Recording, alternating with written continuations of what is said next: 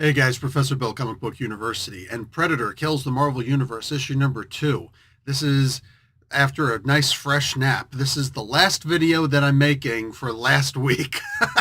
There were a lot of comics that came out last week, so I did half of them, immediately, and then the other half I just waited because I knew this week wasn't a whole lot of comic books. But if you look, you will notice that the comics are in the proper playlists. So, yeah. Anyway, this was a solid comic book. Look, I was thinking about not even reviewing the Predator Kills the Marvel Universe stuff, right? Because, but then I'm remembering, I'm like, it's Benjamin Percy, and the dude's usually really good. So let's see how they pull this off. Let's see what they're able to do with this. All right. Let's get talking. I just mentioned the writer. Well, it turns out the writer is in fact Benjamin Percy. The pencils, yeah, still waking up. I got cotton mouth. The pencils are done by Marcelo Ferreira. I know this guy's name. Hi, good morning.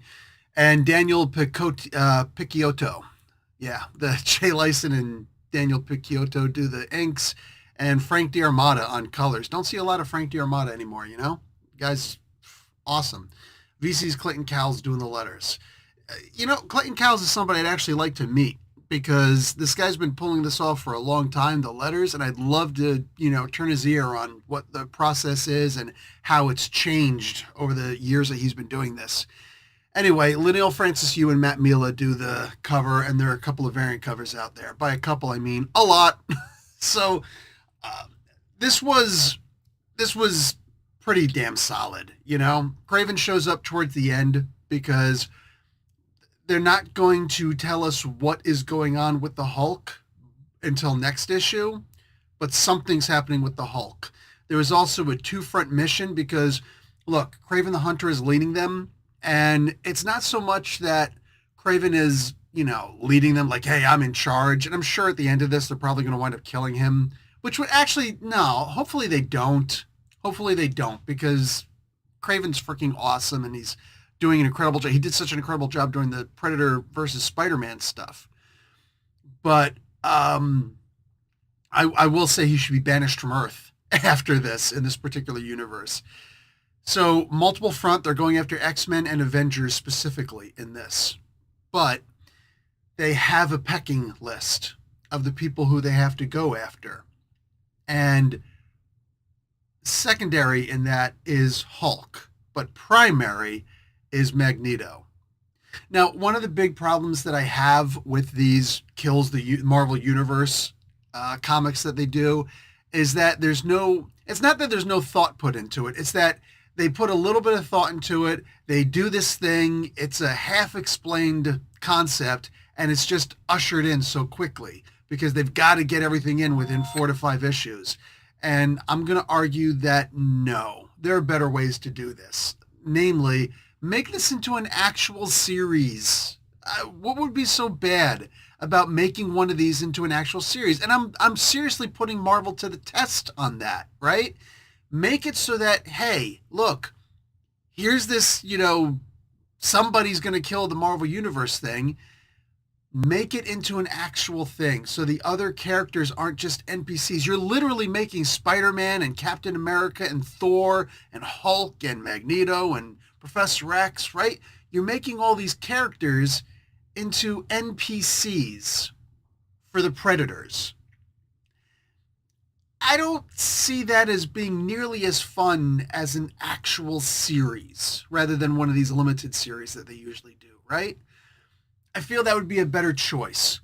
That said, what I actually got to see in this was all right. It was, like I said, it's a lot better than the first issue. The first issue was just, there were great concepts in here that were mostly accomplished off panel, and I did not like that first issue. This one was much better. At least there's some build up. At least there's a little bit of tension, right?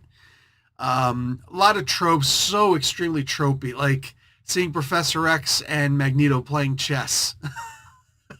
And something about love lost. Maybe that was something from the previous episode. I don't know. I barely care because there's only but so much you're really going to glean from something like this. It's like, ooh, what's the bloody kill in this one, right?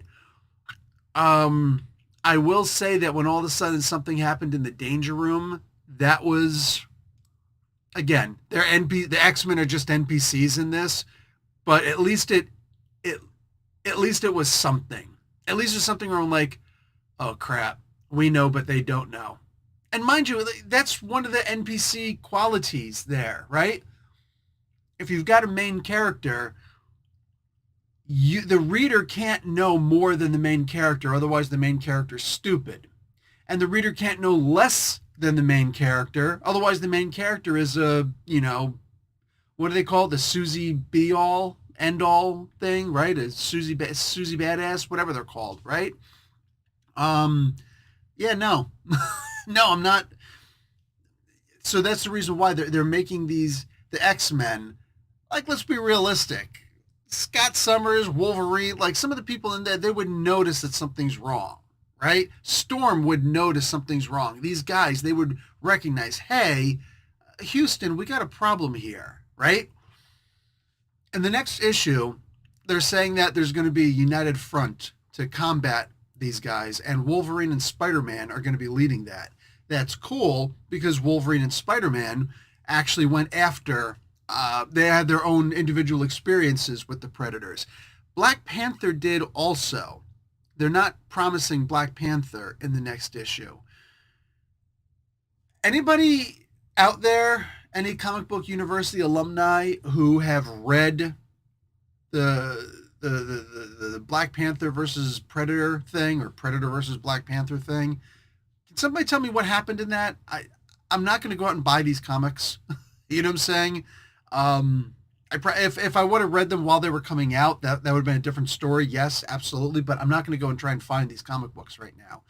If somebody knows what happened, just a really quick gist of what happened, that would be really appreciated. I'd pin your comment to the top.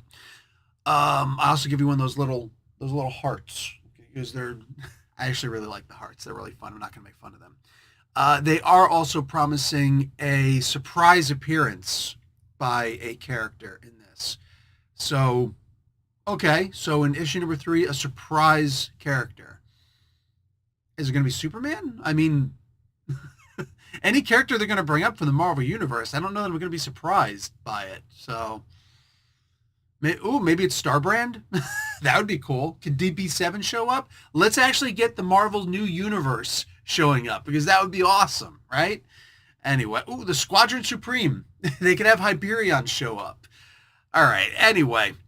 This, like I said, this comic book was pretty fun. I'm not going to disparage on it too much. There are little tiny issues here and there. The NPC thing is the biggest problem, though, and I've already explained that. So, yeah, honestly, if I could ever grab somebody's ear from Marvel and just be like, hey, you know what you should do? Because I can imagine Benjamin Percy killing an actual ongoing series where he knows how many issues there's going to be, and maybe he surprises himself, but we don't know. Marvel doesn't know. Whatever. It's just an ongoing, and we can actually see some serious writing in this. And I don't know, maybe it would tick off a lot of people too. Don't know. Also, don't really care too much, right? As long as it's not done poorly.